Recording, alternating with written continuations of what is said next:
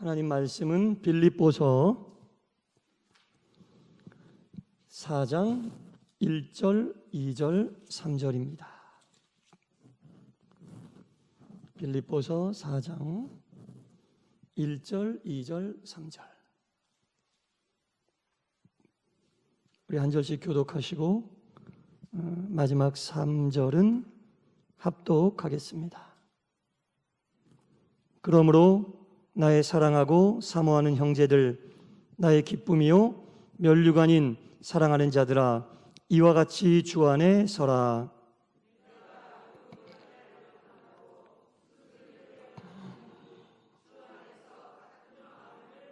다 같이.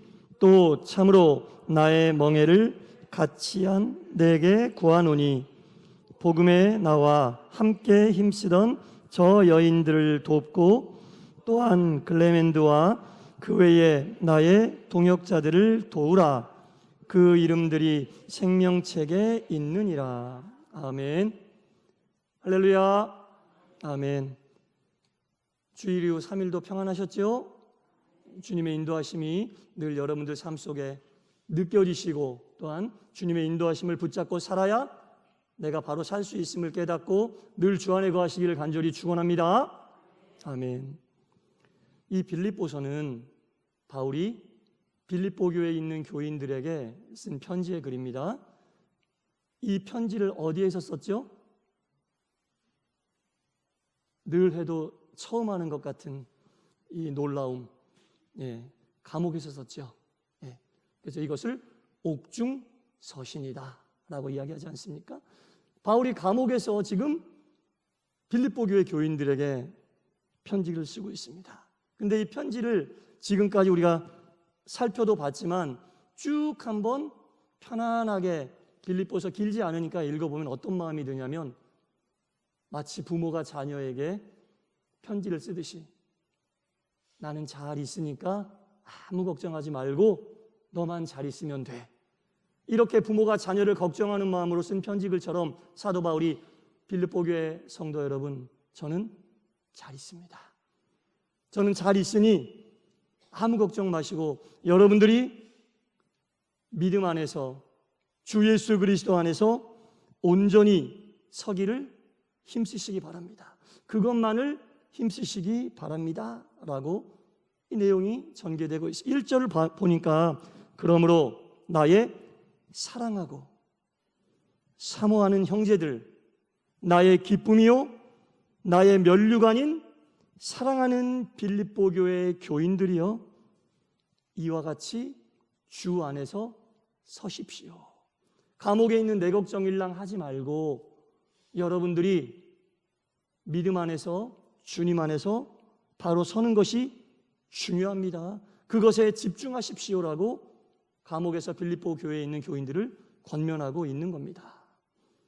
그리고 이 빌립보 교회 교인들을 바울은 나의 면류관이다 라고 표현했습니다. 면류관은 언제 받는 게 면류관이에요? 모든 일을 마치고 마지막으로 상을 받을 때 우리 머리에 쓰여지는 것이 면류관인데, 내가 평생 사역을 하며 주님 앞에 갔을 때 받는 그 면류관, 여러분들은 바로 그런 면류관과 같이 중하고 사랑하고 아끼고 존경하고 정말 귀한 사람들입니다. 나에게 여러분들은 그런 분들이니 내 걱정 일랑 하지 말고 여러분들의 신앙을 바로 세우는 일에, 십자가를 단단히 붙잡고 넘어지지 않는 그 일에만 집중하십시오라고 바울이 권면하고 있는 겁니다. 이 자리에 계신 여러분 모두 동산교회 면류관인 줄 믿습니다. 여러분 다 귀하신 분들입니다. 다 귀하신 분들입니다.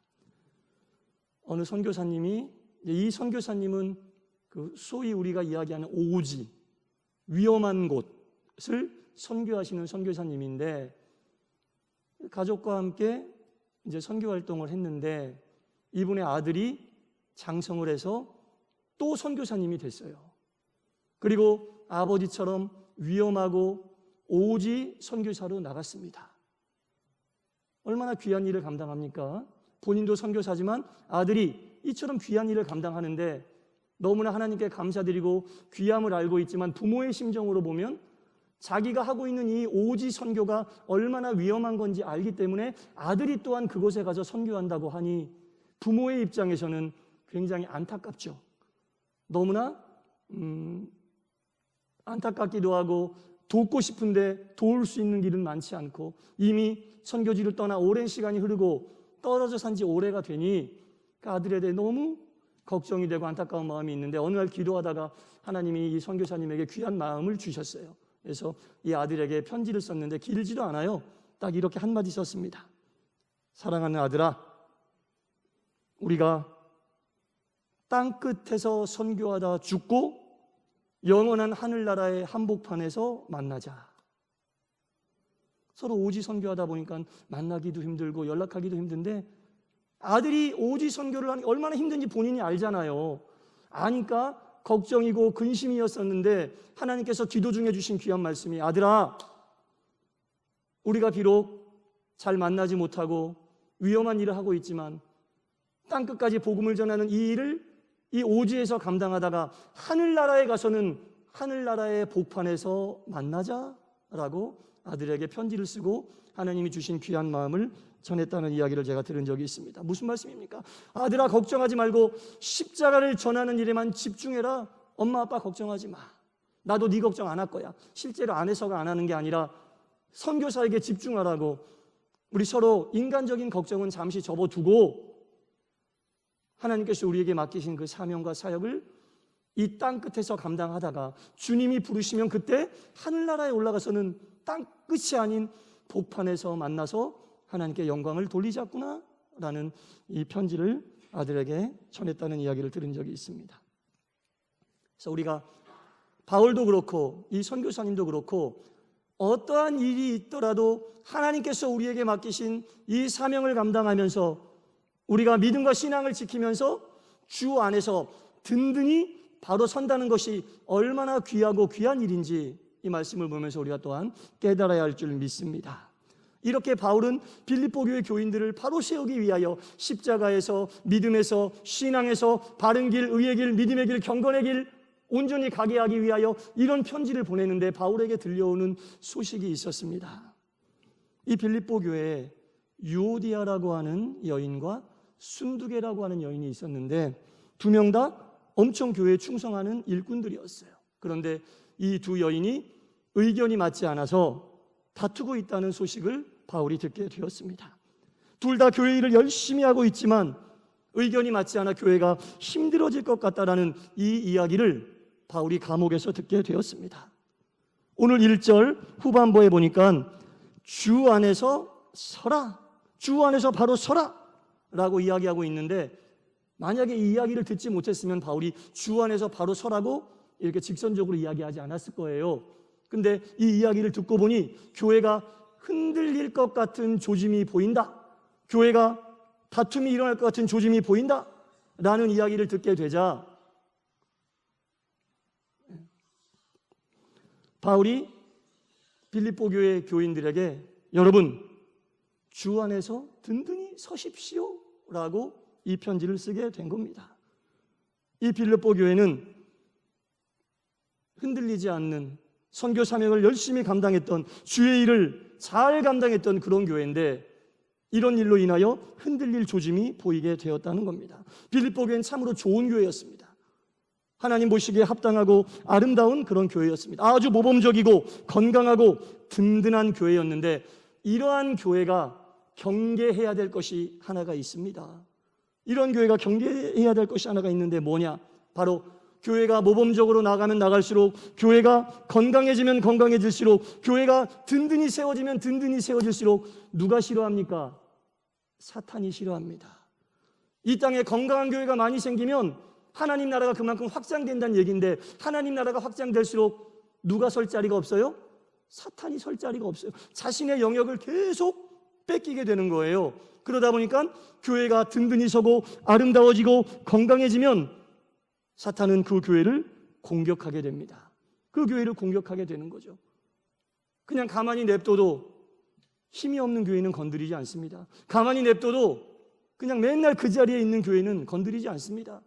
교회가 교회로서의 사명을 감당하고 든든히 서고 하나님 나라를 확장하는 귀한 사명과 사역에 집중하는 교회일수록 사탄이 위기의식을 느껴서 그 교회를 공격하게 되는데, 첫 번째 공격은 목회자였던 바울을 감옥에 넣는 일이었어요. 목자만 없으면 양들이 뿔뿔이 흩어질 것이다, 이렇게 생각을 하고 사도 바울을 감옥에 보냈습니다. 빌립보 교회는 위기잖아요. 이 위기의 상황을 빌립보 교회는 어떻게 극복을 했습니까? 목자가 없다고 흔들리지 않았습니다. 오히려 에바브로디도라고 하는 선교사를, 사도 바울을 전담적으로 도울 수 있는 선교사로 파송을 해서 사도 바울 옆에서 자신들의 영적인 케어를 계속 받을 수 있도록 에바브로디도라고 하는 귀한 선교사를 파송해 그 일을 감당하게 했습니다. 사탄이 목자만 감옥에 보내면 끝날 줄 알았는데 오히려 선교사를 파송하는 그 사역의 영역을 넓혀가는 모습을 보고 사탄이 엄청 당황했겠죠. 안 되겠다, 이 공격까지는 안 되겠구나. 두 번째로 사탄이 한 공격은 그 선교사였던 에바브로디도를 육신의 병이 들게 만들었어요. 몸을 아프게 만들었습니다. 몸을 아프게 만들면 이제 그 일이 진행되지 않고 바울과 교회는 끊어질 것이다 라고 생각을 했는데, 무슨 말을, 웬걸요? 오히려 에바브로디도가 목숨까지 아까워하지 않고 그 일을 더 열심히 감당하자 하나님이 에바브로디도의 병을 고쳐주신 줄 믿습니다. 병을 고쳐주셨어요. 하나님이 그를 살려주셨다는 얘기입니다. 사탄이 또 좌절했겠죠. 안 되는구나, 이렇게 해서는 안 되는구나. 또 한 번 사탄은 당황하고 좌절했어요. 이제는 시선을 교회 안쪽으로 돌려서 교회 안에 율법주의자들을 보내는 거예요. 율법주의자들을 보내서 교회 안에 여론을 이상한 방향으로 끌고 갑니다. 율법을 내세우면서, 그 구약시대 율법을 내세우면서 당신이 신앙생활 잘하고 하지만 이 율법에 비추어봐라, 당신은 죄인이다. 자꾸만 신앙의 패배의식을 교회 안에 확장시키는 거예요. 또한 율법주의자에 의해 이후에 자유주의자와 영지주의자들을 보내면서 영적인 신앙생활의 모습만을 강조하면서 육신의 삶은 방황하고 방탕하며 그렇게 살아도 된다고 유혹을 했다는 거죠. 율법주의자와 자유주의자와 영지주의자들의 공격 속에서도 빌립보 교회는 흔들리지 않았습니다. 든든히 섰습니다. 사탄이 이 모든 공격이 통하지 않자 이제는 드디어 마지막으로 교회의 충성스러운 일꾼이었던 유오디아와 순두계를 서로 다투게 하는 이런 일을 꾸미게 되었다는 겁니다. 싸우게 만드는 것은 사탄의 계략입니다. 이 방법은 사탄이 취할 수 있는 마지막 방법인데 흔들릴 수 있는 가능성이 아주 높다는 겁니다. 이 사도 바울이 드디어 이 마지막 공격으로 교회를 흔들어 놓으려고 작정을 하고 달려든 거죠. 이 빌립보 교회가 있었던 지역은 마게도냐라고 하는 지역입니다. 이 마게도냐라고 하는 지역은 그때 당시에 이 로마 제국이 수도였던 로마에 이어 두 번째 도시로 삼을 정도로 굉장히 신경을 많이 쓰고 성장시켰던 도시인데, 이 지역에는 특징이 있었어요. 이 지역에 있었던 여성들이 권위가 보장되어지는 그런 도시가 바로 마게도냐라고 하는 도시였어요. 우리가 잘 알고 있는 이 빌립보 교회 루디아라고 하는 이 여인, 자주색 옷감 장사를 했던 여성 사업가였던 이 루디아라고 하는 여인이 그때 당시에 여성의 몸으로 사업을 한다는 것은 다른 지역에서는 불가능했거든요. 근데 여성의 권위가 보장받았던 이 마게도니아, 빌립보를 포함한 그 지역에서는 사업이 가능했다는 겁니다. 법적으로 이 여성들의 사업 활동이 보장받을 수 있었던 곳이었기 때문에 여성 사업가들이 많이 있었다는 겁니다. 이 빌립보를 비롯한 마게도니아 지역의 또 하나의 특징은 여성들이 자신이 모은 재산을 자녀에게 넘겨줄 수 있는 상속권도 있었다는 거예요. 경제권도 있고 상속권도 있으니 여성들의 권익이 아주 보장이 되던 그런 지역이 바로 이 빌립보 마게도니아 지역인데, 어느 정도로 여성들의 권익이 있었냐면 여성들이 사업을 하면서 자기들을 추종하는 무리를 모아 이 길드라고 그러죠.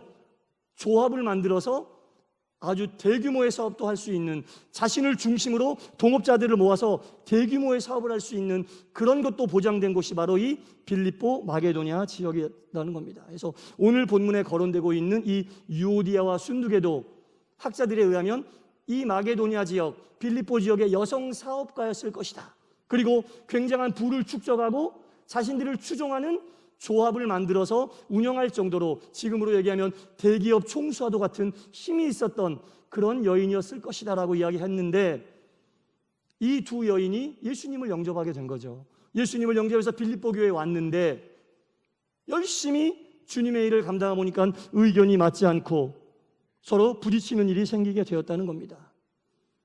근데 이 유오디아와 순두계 이 두 여인을 따르는 사람들은요, 유오디아를 추종하는 사람은 순두계가 주장하는 것들은 옳다고 여기고 합당하다고 여겨도 일단은 반대예요. 왜? 유오디아가 안 좋아할 거 아니에요. 자신의 생계를 책임져주고 있는 유오디아가 안 좋아할 거 아니에요. 머리로는 이해가 되고 따르고 싶지만 자신의 생계가 관련되어 있는 그런 일이기 때문에 합당하지만 반대를 하지 못했을 겁니다. 그렇게 빌립보 교회 안에는 유오디아와 순두계의 팽팽한 긴장감이 있게 된 것을 바울이 알게 되었다는 겁니다. 이것을 그냥 놔두면 교회가 분열의 조짐이 보인다고 바울은 판단하고 찢어지는 마음으로, 심장에서부터 끓어나오는 그 마음으로 빌립보 교회 교인들을 권면하고 있는 거죠. 그 권면이 바로 4장 2절입니다. 내가 유오디아를 권하고 순두계를 권하노니 주 안에서 같은 마음을 품으라. 주 안에서 같은 마음을 품으라고 권면하고 있습니다. 주 안에서 바로 서라는 1절 말씀에 이어 주 안에서 같은 마음을 품으라고 또 한 번 권면하고 있는 겁니다. 교회가 이렇게 된 것은 사탄의 공격임을 우리가 분명히 알아야 합니다. 그 원인을 정확하게 알아야 됩니다. 건강한 교회, 성장하는 교회, 든든히 서는 교회는 사탄이 절대로 내버려두지 않기 때문에 이 모든 것들은 영적으로 사탄의 공격으로 봐야지 엉뚱한 곳에서 원인을 찾으면 안 된다는 얘기입니다.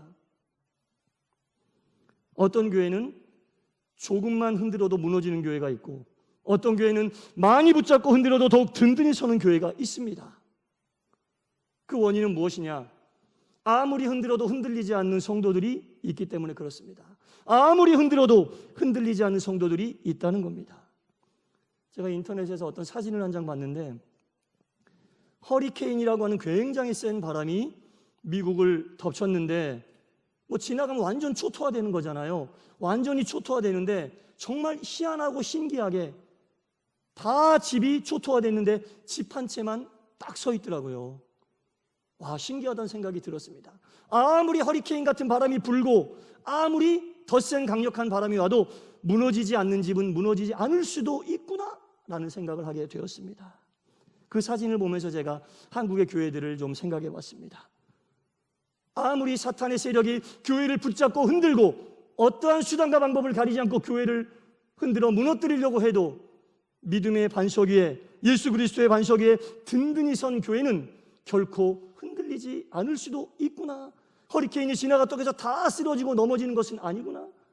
건강한 교회가 더 한 걸음 더 나아가고 더 한 단계 위로 올라가려면 흔들리지 않는 성도들이 주 안에서 예수 그리스도 위에 반석 위에 자신의 믿음과 신앙을 세울 때 우리는 결코 흔들리지 않게 되는구나 라는 것을 그 사진을 보고 제가 느끼게 되었습니다.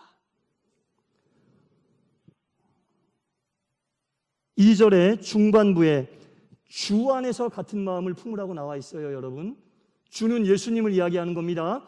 예수님 안에서 같은 마음을 품으라. 여러분, 예수님의 마음이 그럼 뭐예요? 여러분, 예수님의 마음이 도대체 뭐예요? 예수님의 마음 안에서 같은 마음을 품으라고 했는데 예수님의 마음이 도대체 뭡니까? 교회의 본질입니다. 여러분, 예수님의 마음은 교회의 본질입니다. 하나님의 말씀이고 기도고 예배고 이러한 것들이 예수님의 마음입니다. 아하, 그렇구나. 교회가 흔들리지 않기 위해서는 예수님의 마음, 말씀 위에서 든든히 서야겠구나, 기도 위에서 든든히 서야겠구나, 온전한 예배를 통해 든든히 서야겠구나 라는 겁니다. 여러분, 사탄은 공격을 합니다. 그러나 본질은 건드릴 수 없습니다. 그게 사탄의 한계입니다. 그런데 흔들리는 성도들은 본질은 생각하지 못하고 비본질에 의하여 교회가 흔들리면 다 끝이 나는 것처럼 좌불안석하는 모습을 봅니다. 여러분, 욥을 잘 아시잖아요. 욥을 잘 아시잖아요. 사탄이 욥을 괴롭힐 때 무엇은 못 건드렸어요? 욥은 아시잖아요. 그죠? 욥은 생명은 하나님이 못 건드려. 생명은 곧 본질입니다. 하나님께서 주시는 사탄이 건드릴 수 없는 본질이라는 거예요. 나머지 모든 것들은 다 흔들릴 수 있어요. 재산도 그렇고 자녀도 그렇고 모든 것은 다 흔들 수 있지만 생명 본질만큼은 사탄이 공격할 수가 없어요. 예수 그리스도의 마음 안에 서라는 얘기는 바로 이런 얘기예요. 교회를 붙잡고 비본질을 가지고 흔들어 놓을 수는 있습니다. 그러나 그것이 결코 본질일 수는 없습니다. 비본질에 흔들리면 사탄의 계략에 넘어갈 수 있게 되는 겁니다. 여러분, 본질을 붙잡으시기 바랍니다. 말씀을 붙잡으시고 기도를 붙잡으시고 예배를 붙잡으시고 성령의 충만한 역사하심을 붙잡으셔야지 비본질에 의해 우리가 흔들리면 그것이 교회에도 유익이 되지 않는다는 겁니다. 주님 안에서 흔들리지 말라고 했잖아요. 주님 안에서. 그럼 주님이 뭡니까? 주님은 로고스 말씀입니다. 말씀 안에서 흔들리지 말아야죠. 기도 안에서 흔들리지 말아야죠. 이렇게 말씀과 기도와 예배에 든든히 선 성도들이 있을 때 사탄이 아무리 비본질을 가지고 공격한다 할지라도 하나님께서 주시는 욥의 생명을 앗아가지 못했던 것처럼 교회는 흔들리지 않습니다. 교회는 흔들리지 않습니다. 본질이 세워지는 교회가 건강한 교회입니다, 여러분. 비본질을 가지고 화들짝 놀랄 필요도 없습니다. 비본질을 가지고 걱정 의심할 필요도 없습니다. 본질이 든든히 세워진 교회는 결코 흔들리지 않습니다. 말씀에 든든히 서는 본질에 합당한 신앙의 일 가시기를 간절히 축원합니다. 여러분, 교회는 본질이 바로 서야죠. 말씀이 바로 서야죠. 기도가 바로 서야죠. 그래야 여러분들의 삶도 본질 가운데 주 예수 그리스도, 주 안에서 같은 마음을 가지고 하나 될 수가 있다는 겁니다. 교회 안에서 부딪히는 일들을 한번 생각해 보세요. 말씀 가지고 부딪힌 적 있습니까? 기도 가지고 부딪힌 적 있습니까? 예배 가지고 부딪힌 적 있습니까? 항상 이것들 외적인 문제들이 우리를 힘들게 하는 겁니다. 욥이 딱 흔들리기 좋은 상황 아니었어요? 자녀들 죽고 아내도 자신을 배반하고 친구들도 자기를 외면한 이 상황 속에서 하나님께서 주신 생명 그거 하나 붙잡고 신앙과 믿음을 지켰을 때 그 고비를 넘어가니 하나님의 크신 은혜와 사랑이 갑절로 임하게 된 줄 믿습니다. 여러분, 이게 바로 바울이 빌립보 교회에 있는 교인들에게 권면한 겁니다. 유오디아와 순두계 그 사람들을 보지 말라는 거죠. 그들이 일하는 모습을 보지 말라는 거죠. 그들이 그렇게 열심히 일하게 된 그 신앙과 믿음의 과정을 보라는 거죠. 두 명 다 귀한 일꾼들이다. 두 명 다 귀한 일꾼들이다. 3절에 바울이 그렇게 권면하잖아요. 또 참으로 나와 멍에를 같이 한 내게 구하노니 복음에 나와 함께 힘쓰던 저 여인들을 돕고, 지금 부딪히고 있는 유오디아 순두계의 모습을 보지 말고 그들이 열심히 일했던, 열심히 주의 일을 하기 위해서는 기본적으로 신앙과 믿음과 기도와 말씀의 반석에 섰을 텐데 하다 보면 부딪힐 수도 있는 건데 그 모습을 보지 말고 그들이 그렇게 일할 수 있었던 믿음의 바탕, 본질을 보란 얘기죠. 본질을 보고 그들을 도와라. 나는 유오디아파, 나는 순두계파 갈리지 말고 그들의 본질, 사람 유오디아 순두계를 보지 말고 그들의 믿음을 보고 신앙을 보고 그들이 그렇게 열심으로 주의 일을 감당할 수 있었던, 그들이 열심히 일 안 했으면 사람들이 그 유오디아 순두계는 거들떠 보지도 않았을 거예요. 하지만 열심히 일을 했던 사람들이기에 그들이 교회에 미치는 파급력이 있었던 거죠. 그러니 그들이 그 열심히 일을 할 수 있었던 기본과 기초, 믿음과 신앙을 보라. 누구라도 일하다 보면 부딪힐 수 있으니 그 부딪힘을 보지 말고 그들이 열심히 일을 하고 있었던 그 신앙과 믿음을 보라. 그리고 그들을 도와라. 그들을 도와라라고 바울이 권면하고 있습니다. 충성스러운 주의 일꾼들입니다. 둘 다 충성스러운 주의 일꾼들입니다. 바울은 지금 그것을 권면하고 있는 겁니다. 귀하지 않은 성도가 한 명도 없습니다. 교회는 누구도 귀한 성도입니다. 저마다 각자의 위치 속에서 땀 흘리고 충성하는 귀한 종들입니다. 맡겨진 사명과 봉사를 잘 감당하는 주의 종들입니다. 하나님께서 그들을 아시고 그들에게 면류관을 주시게 된다는 겁니다. 사랑하는 성도 여러분, 교회는 본질이 가장 앞서 나갈 때 흔들리지 않습니다. 주님의 반석 위에 바로 섰을 때 흔들리지 않습니다.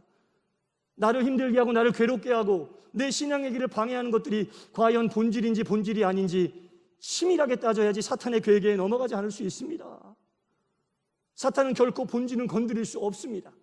하나님께서 주시는 귀한 본질은 건드릴 수 없습니다. 나머지 것들을 가지고 우리를 흔들어 놓을 때 거기에 흔들려 넘어가면 안 된다는 얘기죠. 바울은 지금 그것을 권면하고 있어요. 유오디아도 귀한 일꾼, 순두계도 귀한 일꾼, 하나님께 충성하는 일꾼이니 그들이 충성하게 된 계기와 본질을 봐야지 그들이 지금 부딪히고 있는 모습을 봐서 안 된다. 그들을 도와라라고 권면하고 있는 겁니다. 개인의 신앙도 마찬가지라는 얘기죠. 내 신앙이 지금 힘들고 어렵고 괴로운 상황에 있다면 무엇 때문에 내가 힘들어하는지 봐야 되는 거예요. 무엇 때문에 내가 괴로워하고 있는지, 무엇 때문에 내가 기도가 잘 안 된다고 얘기하고 있는지, 무엇 때문에 내가 이렇게 어렵고 괴로운 상황 속에 괴로워하고 있는지 봐야 됩니다. 그게 본질인지 본질이 아닌지 따져야 됩니다. 개인도 사탄의 공격을 받을 수 있어요. 한 명의 성도가 바로 서게 되면 건강한 성도가 되고 건강한 성도가 건강한 교회를 만드는데 그만큼 사탄은 또 싫어하는 거죠. 자기의 영역이 없어지는 거니까. 교회를 공격하듯이 똑같이 개인도 공격하는 겁니다. 여러분, 진심으로 권면합니다. 진심으로 권면합니다. 본질에 충실하시는 귀한 신앙의 길을 걸어가시기 바랍니다. 말씀과 기도와 예배에 집중하고 나를 흔드는 다른 외적인 것들을 쳐내고 그것에 집중할 때 하나님은 틀림없이 귀한 생명의 면류관을 여러분 모두에게 주실 줄 믿습니다. 기도하겠습니다. 하나님, 은혜로운 빌립보 교회가 분열될 것 같은 조짐이 보이자 사도 바울은 권면합니다. 주 안에서 같은 마음을 품으라고 권면하고 있습니다.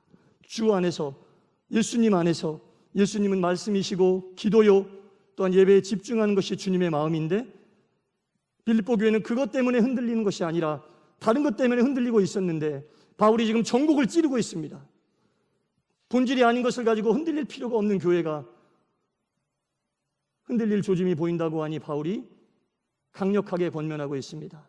주 안에서 하나 되라고, 그것이 본질이고 그것을 바라보라고 권면하고 있습니다. 주여, 우리 동산교회가 본질에 충실한 교회가 되게 하시사 어떠한 사탄의 공격 속에서도 든든히 서게 하시고, 아니 사탄이 공격 자체를 포기하는 본질에 충실한 말씀과 기도와 예배가 바로 선 귀한 주의 재단, 사랑하는 주의 성도들 되게 하여 주시옵소서. 예수님 이름으로 기도드리옵나이다. 아멘.